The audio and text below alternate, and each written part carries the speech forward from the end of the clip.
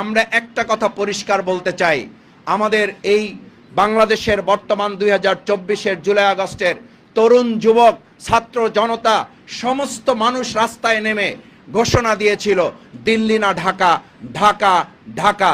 সুতরাং এই প্রশ্নে আমরা পরিষ্কার বলতে চাই, শুধু একটা রাষ্ট্র নয়, আমাদের বাংলাদেশের বাইরে আমাদের সব বন্ধু থাকবে, আমাদের কোনো প্রভু থাকবে, এরকম বাংলাদেশ যেন আর কেউ কল্পনা না করেন। সুতরাং সেই জায়গায় 2009 সালের 25 এবং 26শে ফেব্রুয়ারি যাদেরকে হত্যা করা হয়েছে, আমরা আশা করি বর্তমান অধিষ্ঠিত সরকার এই ব্যাপারে অগ্রাধিকার ভিত্তিতে যত হত্যাকাণ্ড হয়েছে তার মধ্যে এটা চাঞ্চল্যকর একটা হত্যাকাণ্ডই শুধু নয়, এটা বাংলাদেশের জন্য স্পর্শকাতর একটা বিচারের ব্যবস্থা। সুতরাং বর্তমান প্রধানমন্ত্রীর কথা যদি সত্য হয়ে থাকে এবং তিনি যা বলেছেন তা যদি দেশপ্রেমের জায়গা থেকে বলে থাকেন, তিনি তার শপথের জায়গা থেকে বলে থাকেন, আইনের শাসন তিনি কায়েম করবেন, যে 3-4টি মূল কথা তিনি বলেছেন তার প্রথম পয়েন্ট ছিল আইনের শাসন তিনি কায়েম করবেন।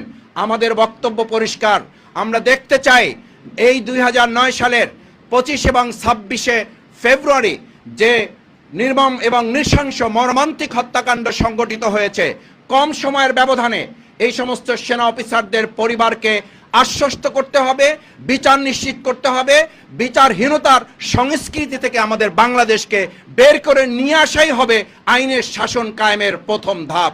আমরা আশা করব সেই ধাপ বাস্তবায়নে বর্তমান সরকারি দল তাদের এবং বর্তমান প্রধানমন্ত্রী তিনি যে প্রত্যয় ব্যক্ত করেছেন সেটি তিনি বাস্তবায়ন করবেন।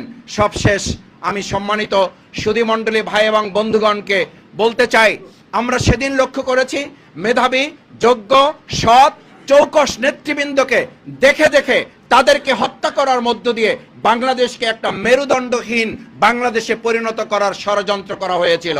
আজকে আমরা লক্ষ্য করছি সিটি কর্পোরেশন, বিশ্ববিদ্যালয়, বিভিন্ন সচিবালয় সৎ, দক্ষ, যোগ্য, দেশপ্রেমিক নেতৃবৃন্দকে সরিয়ে দিয়ে একটা দলীয় সরকার প্রতিষ্ঠার জন্য ষড়যন্ত্র করা হচ্ছে। জনগণ অত্যন্ত ঘৃণার সাথে এই সমস্ত পরিকল্পনাকে প্রত্যাখ্যান করতে চায়, কারণ আমাদের সকলের কথা ছিল সবার আগে বাংলাদেশ, সবাই মিলে বাংলাদেশ। যদি তাই হয় তাহলে সৎ অফিসারদেরকে সরিয়ে দিয়ে, সৎ শিক্ষাবিদদেরকে সরিয়ে দিয়ে, আদর্শ, যোগ্য, দক্ষ, দেশপ্রেমিক অফিসারদেরকে সরিয়ে দিয়ে একটা সবাই মিলে বাংলাদেশ, সবার আগে বাংলাদেশ গঠিত হতে পারে না। এটা বক্তব্যের সাথে সম্পূর্ণ সাংঘর্ষিক।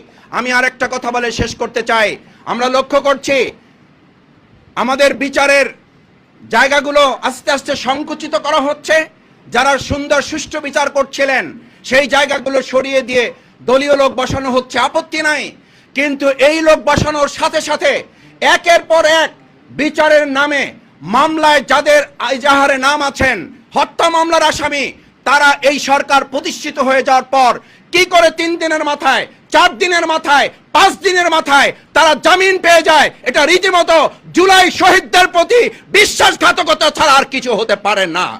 এবং আমরা এটাও লক্ষ্য করছি, কেউ কেউ আমাদেরকে বলেন মাসুদ ভাই চকলেটের যেমন দোকান খোলে, ফুচকার যেমন দোকান খোলে, আমাদের বিগত দিনের ফ্যাসিস্ট আওয়ামী লোকেরা বর্তমান একটা সরকার প্রতিষ্ঠিত হওয়ার পর এরকম কিছু কিছু খুচরা দোকানও খোলা শুরু হয়েছে। আমরা একটা কথা স্পষ্ট বলতে চাই, যদি বর্তমান সরকার জুলাই শহীদদের প্রতি সম্মান থাকে, জুলাই আগস্টের চেতনাকে তারা লালন করেন, জুলাই চেতনাকে তারা ধারণ করে দেশ পরিচালনা করেন, তাহলে অবশ্যই এসব বিষয়ে সরকারকে জিরো টলারেন্স ভূমিকা পালন করতে হবে। আমরা জানি না, একদিকে আমরা দেখি বর্তমান সরকারে যারা নিয়োজিত হয়েছেন তাদেরকে সেই ফ্যাসিস্ট আমলের লোকেরা ফুল দিয়ে বরণ করছেন, আর একদিকে সরকারেরই অংশ আইজিপি নিজে বলছেন একটা নিষিদ্ধ ঘোষিত সংগঠন চলতে পারে না, চলার কোনো সুযোগ নাই। আমরা এই সাংঘর্ষিক অবস্থা দেখতে চাই না। আমরা দেখতে চাই জুলাই আগস্টের চেতনায় লালিত আমাদের 71-এর যুদ্ধের মাধ্যমে সাম্য, মানবিকতা, সামাজিক সুবিচার এর ভিত্তিতে আমাদের বাংলাদেশ পরিচালিত হবে এবং নাগরিকগণ শান্তিতে বসবাস করবে। তাহলেই 2009 সালের 25 এবং 26শে ফেব্রুয়ারি যে নির্মম হত্যাকাণ্ড ঘটেছে, আমি মনে করি যদি পরিস্থিতি সামাল দেওয়া না যায় এবং আমরা যদি সততা, দক্ষতা, যোগ্যতা, দেশপ্রেমের ভিত্তিতে আমাদের দেশ পরিচালনা করতে না পারি, আবার কোনো এক কুচক্রী মহল আমাদের এই সমস্ত সৎ, দক্ষ, যোগ্য, দেশপ্রেমিক অফিসারদেরকে বিপদে ফেলার ষড়যন্ত্রের নেপথ্য নায়ক হিসাবে ভূমিকা পালন করবেন। এরকম পরিস্থিতি বাংলাদেশের মানুষ আর দেখতে চায় না। তাই আসুন, আমাদের 2009 সালকে সামনে রেখে যদি আবার 17 বছরের সেই পিছনের বাংলাদেশে আমরা ফিরতে না চাই, অবশ্যই আমাদের সৎ, দক্ষ, যোগ্য সেনা, আমাদের যারা দেশপ্রেমিক অফিসার, তাদেরকে দিয়ে বাংলাদেশ পরিচালনায় ভূমিকা পালন করতে হবে। আমি প্রধানমন্ত্রীর শেষ শব্দটি বলে বক্তব্য ইতি টানতে চাই। তিনি তার 3টি মৌলিক বক্তব্যের মধ্যে এটাও বলেছিলেন, প্রশাসনে দক্ষতা, যোগ্যতা, সততা হবে অগ্রাধিকারের ভিত্তি। আমরা তার কথার সাথে বাস্তবতার মিল দেখার জন্য আরো কিছুদিন এদেশের জনগণ অপেক্ষা করতে চায়। সেনাবাহিনীর যে গুরুত্বপূর্ণ দায়িত্বে তারা নিজেদেরকে নিয়োজিত রেখেছিলেন, সেই হিসাবে আল্লাহ তাআলা তাদেরকে শাহাদাতের মর্যাদা দান করুন। তাদের পরিবারের সদস্যবৃন্দ যে নির্মমতার সাক্ষী হয়েছেন এবং এখনো পর্যন্ত আমরা সেই সমস্ত পরিবারগুলোর সাথে যোগাযোগ করলে জানতে পারি পরিবারের কোনো সদস্য এখনো মানসিক ভারসাম্যহীন অবস্থায় জীবনযাপন করছেন। এমন অনেকে কেউ আছেন যারা হাসপাতালে এখনো চিকিৎসা গ্রহণ করছেন মানসিকভাবে নিজেদেরকে সুস্থ রাখার জন্য। এমন অনেকে আছেন যারা এই দেশের প্রতি তাদের আস্থা এবং বিশ্বাস, ভালোবাসা হারিয়ে বিদেশে অবস্থান করার সিদ্ধান্ত নিয়েছেন। এত নির্মমতা, এত নিষ্ঠুরতা আমাদের দেশ স্বাধীনকালে এত অফিসারকে হত্যা করা হয় নাই, যা হত্যাকাণ্ডের শিকার হতে হয়েছে 2009 সালের 25 এবং 26শে ফেব্রুয়ারি। কেন হয়েছে? কারা করেছে? আমরা লক্ষ্য করেছি বিগত 4.5 বছর আমি জেলখানায় থাকার সুযোগ পেয়েছি, আমাদের সম্মানিত নেতৃবৃন্দ জেলখানায় থাকার সুযোগ হয়েছে। আমরা সেখানে দেখেছি বিডিআর ভাইদেরকে গ্রেপ্তার করে রাখা হয়েছে, তাদের বিচার চলমান আছে, নিশ্চয়ই বিচার চলবে। যারা অপরাধ করেছে, অপরাধ আইডেন্টিফাই করে চিহ্নিত করে তাদের বিচার করা হোক। কিন্তু আমরা এটাও জেনেছি, কারোর সাথে কথা বলে আমাদের কাছে মনে হয়েছে শুধুমাত্র বিচারের নামে বহু বিডিআর সদস্যদেরকে মাসের পর মাস, বছরের পর বছর অন্যায়ভাবে বিচার সম্পন্ন না করে তাদের পরিবারগুলোকেও এবং ব্যক্তিদেরকেও, বিডিআরদেরকেও ধ্বংস করে দেওয়ার আরেকটা চক্রান্ত করা হয়েছে বলে তাদের সাথে কথা বলে আমাদের কাছে মনে হয়েছে। আমরা মনে করি 2009 সালের এক ঢিলে কয়েকটি পাখি মারা হয়েছে। প্রথমত, সেদিন 9 সালে এই হত্যাকাণ্ডের মধ্য দিয়ে 2014 সাল, 2018 সাল, 2024 সালের রাত্রিকালীন ভোট, আমি এবং ডামির ভোট এবং জনগণহীন এক ভোট সম্পন্ন করার জন্য দেশপ্রেমিক সেনাবাহিনীর সদস্যদেরকে হত্যাকাণ্ডের মাধ্যমে তারা তা সম্পন্ন করতে চেয়েছিলেন এবং কিছু কিছু ক্ষেত্রে তারা সফল হয়েছিলেন। সম্মানিত সুধীমণ্ডলী, সাংবাদিক বন্ধুগণ, আমরা প্রতিহিংসা চাই না, কিন্তু আমরা সমঝোতাও চাই না। কিন্তু আমরা লক্ষ্য করছি বিচারের নামে কোনো ক্ষেত্রে প্রতিহিংসার রাজনীতি করা হচ্ছে, আবার কোনো ক্ষেত্রে পছন্দ মতো সমঝোতারও একটা রাস্তা বের করার চেষ্টা দেশি বিদেশি ষড়যন্ত্রের মাধ্যমে কেউ বাস্তবায়ন করছেন। আমাদের কথা পরিষ্কার, নো সমঝোতার কোনো আপোষের কোনো বিষয় নেই। আবার একই সাথে প্রতিহিংসা পরায়ণ হয়ে নির্দোষ কোনো ব্যক্তিকে বিচারের আওতায় নিয়ে এসে অন্যায়ভাবে তার প্রতি বিচার প্রয়োগ করাটাও এই 2009 সালের 25 এবং 26শে ফেব্রুয়ারি ঘটনায় সংগঠিত হতে পারে না। তৃতীয়ত, আমি যে কথাটি পরিষ্কার করে বলতে চাই, সম্মানিত সাংবাদিক বৃন্দ, আমার ভাই এবং বন্ধুগণ, আমরা 2009 সালের 25 এবং 26শে ফেব্রুয়ারি এই ঘটনায় আসলে বিডিআর এবং আমাদের পরস্পর বিডিআরকে মুখোমুখি করা হচ্ছে। এটি কোনো অংশে যদি সত্য হয়ে থাকে, প্রতিবেদন সরকার গঠন করেছিল, তারা সেদিন তাদের পক্ষ থেকে কমিটি নির্ধারণ করেছিল, কিন্তু এটা তো সত্য যে এই বিডিআরদেরকে কোনো একটা জায়গা থেকে তাদেরকে উস্কানি দিয়ে তাদের নেপথ্যে থেকে সেই সময় যারা ভূমিকা পালন করেছেন, কুশীলব হিসাবে যারা কাজ করেছেন, নেপথ্যে থেকে যারা ভূমিকা পালন করেছেন, সেই সময়ের তৎকালীন প্রধানমন্ত্রী শেখ হাসিনা কোনোভাবেই এই দায় এড়াতে পারেন না। কোনোভাবেই তৎকালীন সেই সময়ের পার্শ্ববর্তী এলাকার আওয়ামী লীগ নেতা শেখ তাপস কোনোভাবেই তিনি তার দায়িত্ব এড়াতে পারেন না। নানক কোনোভাবেই আওয়ামী লীগের নেতা, যিনি সমাধানের নামে মূলত সেদিন একটা নাটক মঞ্চস্থ করেছিলেন, কোনোভাবেই তিনি দায় এড়াতে পারেন না। আমরা পরিষ্কার মনে করি এই বিডিআরদেরকে বছরের পর বছর আটকে রেখে বিচারের নামে কোনো কোনো ক্ষেত্রে যেমন টালবাহানা করা হচ্ছে, একটা পরিবার ধ্বংস করে দেওয়া হয়েছে, একদিকে সেনাবাহিনীর চৌকস সেনা সদস্যদেরকে হত্যা করা হয়েছে, শহীদ করা হয়েছে, আর একদিকে আমাদের সীমান্তরক্ষী বাহিনী যারা জীবন বাজি রেখে, একটা সময় আমরা শুনতাম জনগণ বলতো রৌমারী সীমান্তে আমাদের পার্শ্ববর্তী রাষ্ট্রের বিএসএফকে যারা জীবন বাজি রেখে জনগণকে সাথে নিয়ে নারায়ে তাকবীর আল্লাহু আকবার স্লোগানের মধ্য দিয়ে সীমান্ত পাহারা দেওয়ার এক উজ্জ্বল দৃষ্টান্ত স্থাপন করেছিল। সেদিনই নাকি তারা সিদ্ধান্ত নিয়েছিল এরকম বিডিআর যদি থাকে তাহলে বাংলাদেশের মতো প্রত্যেকটা ইঞ্চি মাটি বাংলাদেশ সংরক্ষণ করবে। কেউ এখানে দাদাগিরি, কেউ এখানে বাবুগিরি, কেউ এখানে রক্তচক্ষু দেখিয়ে আমাদের উপরে তারা প্রভাব বিস্তার করতে পারবে না। সেদিনের প্রতিশোধের অংশও নাকি এই 2009 সালের 25 এবং 26 ফেব্রুয়ারি। সহকারী সেক্রেটারি জেনারেল, বাংলাদেশ ইসলামী ছাত্র শিবিরের সাবেক কেন্দ্রের সভাপতি, বাংলাদেশ জাতীয় সংসদের নবনির্বাচিত সংসদ সদস্য শ্রদ্ধাভাজন জনাব মাওলানা রফিকুল ইসলাম খান, সম্মানিত পরিচালক, বাংলাদেশ জামাত ইসলামী কেন্দ্রীয় নির্বাহী পরিষদের অন্যতম সদস্য ঢাকা মহানগরী দক্ষিণের সম্মানিত সেক্রেটারি, বাংলাদেশ জাতীয় সংসদের নবনির্বাচিত সংসদ সদস্য জনাব ডক্টর শফিকুল ইসলাম মাসুদ সহ ঢাকা নগরী দক্ষিণের সম্মানিত নেতৃবৃন্দ, সম্মানিত সাংবাদিক বন্ধুগণ, সম্মানিত ঢাকাবাসী, আসসালামু আলাইকুম রহমতুল্লাহি ওয়া বারাকাতুহু।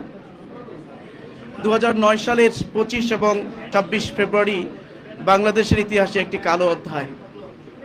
কারণ এই বাংলাদেশকে ভারতের তাবেদার রাষ্ট্রে পরিণত করার জন্য ওই ভারতের প্রত্যক্ষ মদদে তৎকালীন শেখ হাসিনার সরকার বিডিআরের পিলখানার মধ্যে একটি নৃশংস হত্যাকাণ্ড ঘটিয়েছিল।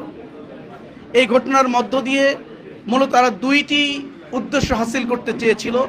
একটি হলো আমাদের বাংলাদেশের সীমান্তের অত্যন্ত প্রহরী যারা ওই কুড়িগ্রামের রৌমারিতে জীবন বাজি রেখে আমাদের সীমান্তকে রক্ষা করেছিল, সারা বাংলাদেশের প্রত্যেকটি সীমান্ত যারা জীবন বাজি রেখে লড়াই সংগ্রাম করে যারা এই সীমান্তকে পাহারা দেয়, সেই বিডিআরকে ধ্বংস করা, পাশাপাশি বাংলাদেশের স্বাধীনতার সার্বভৌমত্বের অত্যন্ত প্রহরী আমাদের দেশপ্রেমিক সেনাবাহিনীর এই শক্তিকে নষ্ট করে দিয়ে বাংলাদেশকে মূলত ভারতের তাবেদার রাষ্ট্রে পরিণত করার জন্য এই নীলনকশার অংশ হিসেবেই মূলত সেদিন এই হত্যাকাণ্ড ঘটনা হয়েছিল।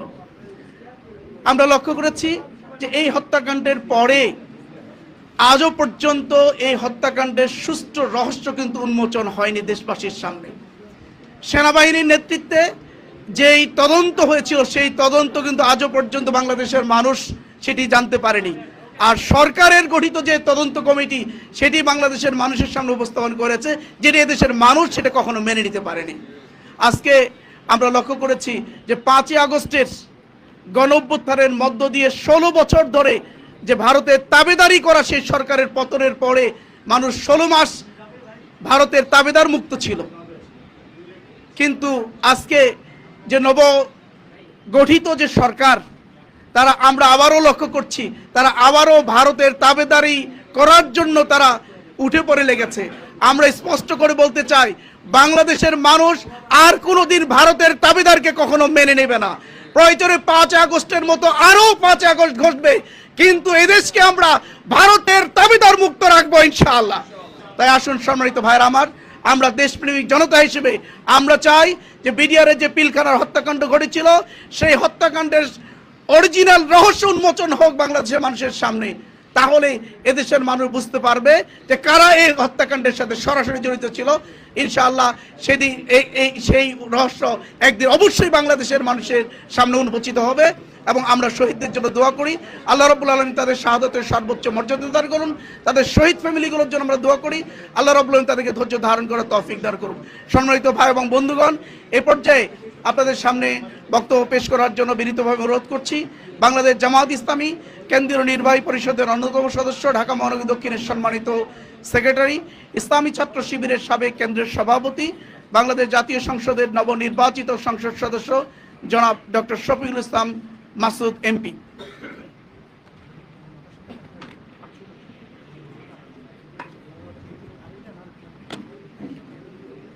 আলাইকুম ওয়া রাহমাতুল্লাহি ওয়া বারাকাতুহু। বাংলাদেশ জামাত ইসলামী ঢাকা মহানগরী দক্ষিণের উদ্যোগে আয়োজিত আজকের এই 2009 সালের পিলখানায় বিডিআর হত্যাকাণ্ডের শহীদ 57 জন মেধাবী, চৌকস, সৎ, দক্ষ, যোগ্য, দেশপ্রেমিক সেনা অফিসারদের শহীদ এবং সাধারণ নাগরিক সহ প্রায় 74 জন মানুষকে যে হত্যা করা হয়েছে তার বিচারের দাবি এবং শহীদ পরিবারের জন্য দোয়া অনুষ্ঠানের সম্মানিত সভাপতি জনাব আব্দুস সবুর ফকির, প্রধান অতিথি হিসাবে সেক্রেটারি জেনারেল জনাব অধ্যাপক মিয়া গোলাম পরোয়ার, সাবেক এমপি আমাদের মাঝে উপস্থিত হবেন। ইতিমধ্যে আমাদের মাঝে উপস্থিত হয়েছেন বাংলাদেশ জামাত ইসলামের নবনির্বাচিত সংগ্রামী সহকারী সেক্রেটারি জেনারেল, জাতীয় সংসদের মাননীয় নবনির্বাচিত সংসদ সদস্য, আমাদের একান্ত শ্রদ্ধাভাজন অবিভক্ত ঢাকা মহানগরীর সাবেক আমির জননেতা জনাব মাওলানা রফিকুল ইসলাম খান, মহানগরীর নেতৃবৃন্দ, সুধীমণ্ডলী, উপস্থিত সম্মানিত সাংবাদিকবৃন্দ। শুরুতেই আমরা 2009 সালের 25 এবং 26শে ফেব্রুয়ারি যারা অন্যায়ভাবে, নির্মমভাবে তাদেরকে হত্যা করা হয়েছে এবং সাধারণ মানুষ যাদেরকে হত্যার শিকার হতে হয়েছে তাদের জন্য আমরা দোয়া করি। আল্লাহ তাআলা তাদেরকে দেশের জন্য, ইসলামের জন্য, দেশের মানুষের অধিকার আদায়ের জন্য তারা যে লড়াই সংগ্রাম করেছেন